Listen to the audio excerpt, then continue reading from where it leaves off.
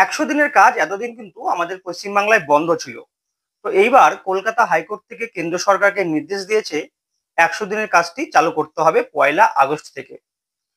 আর কেন্দ্রীয় প্রতিনিধি দল আসছে বাংলায় এই 100 দিনের কাজের নমুনা পরীক্ষা করতে। তো এই বিষয়টি নিয়ে আমরা আজকে আলোচনা করব। চলুন তাহলে মূল ভিডিওতে ফিরে যাই। তার আগে যারা চ্যানেলে নতুন তারা কিন্তু অবশ্যই চ্যানেলটিকে সাবস্ক্রাইব করবেন, আর অবশ্যই সাবস্ক্রাইব করবেন, কারণ 100 দিনের কাজ যখন শুরু হবে তখন কিন্তু সবার আগে আপনারা আমার চ্যানেলে আপডেট পাবেন। আদৌ শুরু হবে কিনা বা শুরু হওয়ার কোনো আপডেট থাকলে সবার আগে পেয়ে যাবেন। চলুন শুরু করি। 1 আগস্ট থেকে বাংলায় 100 দিনের কাজ চালু করতে হবে, দরকারে শর্ত আরোপ করুন, কেন্দ্রকে নির্দেশ হাইকোর্টের। আগামী 1 আগস্ট থেকে পশ্চিমবঙ্গে আবার 100 দিনের কাজ শুরু করতে হবে। কেন্দ্রীয় সরকারকে এমনটাই নির্দেশ দিল কলকাতা হাইকোর্ট। আদালত জানিয়েছে 100 দিনের কাজ শুরু করার জন্য যে কোনো শর্ত আরোপ করতে পারবে কেন্দ্র, কিন্তু কাজ আটকে রাখা যাবে না। রাজ্যে গত 3 বছর ধরে 100 দিনের কাজ বন্ধ হয়ে রয়েছে, যা নিয়ে সরব বাংলার শাসক দল তৃণমূল। কিন্তু এই প্রকল্পের জন্য প্রয়োজনীয় টাকা কেন্দ্র সরকার আটকে দিয়েছে। অভিযোগ, পশ্চিমবঙ্গে কেন্দ্রের দেওয়া 100 দিনের কাজের টাকা নিয়ে বিস্তর দুর্নীতি রয়েছে। প্রকৃত সুবিধাভোগীদের বঞ্চিত করে ওই টাকা অন্যদের ব্যাংক অ্যাকাউন্টে পাঠানো হয়েছে। এই যুক্তিতেই এ রাজ্যে 100 দিনের কাজের বরাদ্দর টাকা আটকে রেখেছিল কেন্দ্র। হাইকোর্টে এই মামলা বিচারাধীন। আদালত জানিয়েছে দুর্নীতি রুখতে রাজ্য সরকারকে যে কোনো শর্ত দিতে পারবে কেন্দ্র সরকার, তবে 100 দিনের কাজ আবার শুরু করতে হবে, সমগ্র প্রকল্পটি বন্ধ করা যাবে না।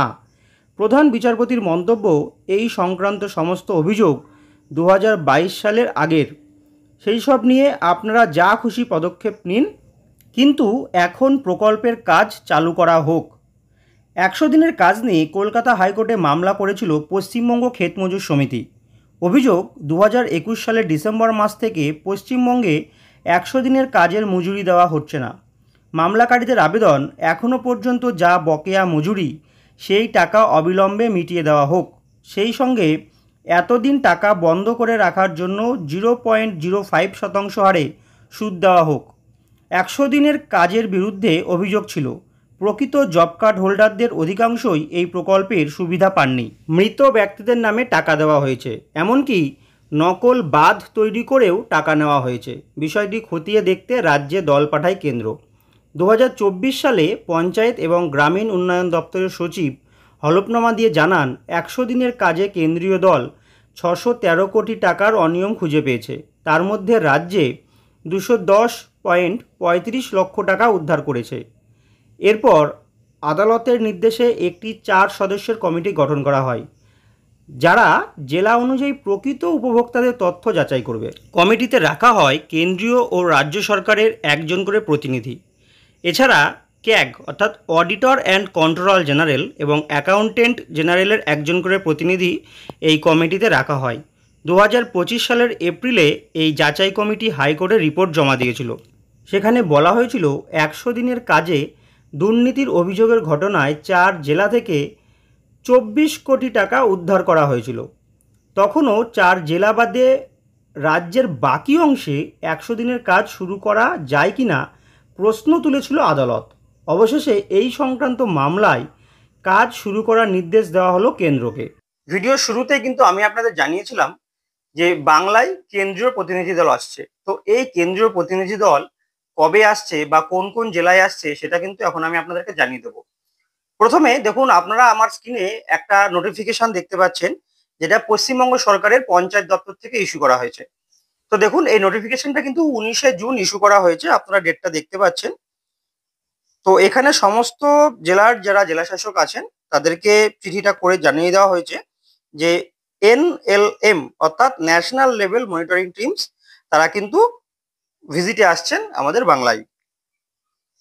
এরপরে দেখুন, কেন্দ্রীয় সরকার থেকে একটা চিঠি যেটা রাজ্যকে করা হয়েছে সেটা 16ই জুন, সেটাও কিন্তু আমি আপনাদেরকে দেখাচ্ছি।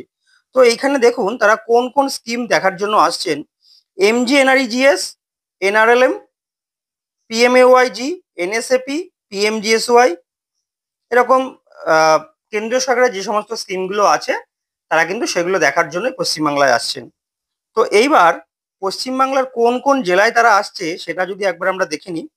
দেখুন, ওয়েস্ট বেঙ্গলের আলিপুরদুয়ার জেলায় আসছে, তারপরে বাঁকুড়া জেলাতে আসছে, পশ্চিম মেদিনীপুরে আসছে, পুরুলিয়া, বীরভূম, পূর্ব বর্ধমান, পূর্ব Medinipur, 24 Pargana south, 24 Pargana north and আমাদের নদিয়া জেলাতেও আসছেন।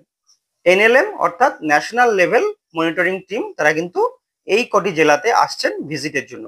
আশা করা যাচ্ছে এই ভিজিটটা হয়ে গেলে কিন্তু 100 দিনের কাজটা শুরু হতে পারে। 100 দিনের কাজ শুরু হলে অনেক মানুষের অনেক উপকার হবে। তো এইরকম ইনফরমেটিভ ভিডিও তোমরা যদি আরো পেতে চাও তাহলে কিন্তু চ্যানেলটিকে অবশ্যই অবশ্যই সাবস্ক্রাইব করে রাখো, তাহলে সবার আগে তোমরা ভিডিওটি পেয়ে যাবে। আমাদের ভিডিও অফিসে নোটিফিকেশন আসার সাথে সাথেই কিন্তু আমি তোমাদেরকে জানিয়ে দেবো আপডেটটা। চলো তাহলে আজকের মতো এখানেই শেষ করি, নতুন ভিডিওতে আবার দেখা হবে।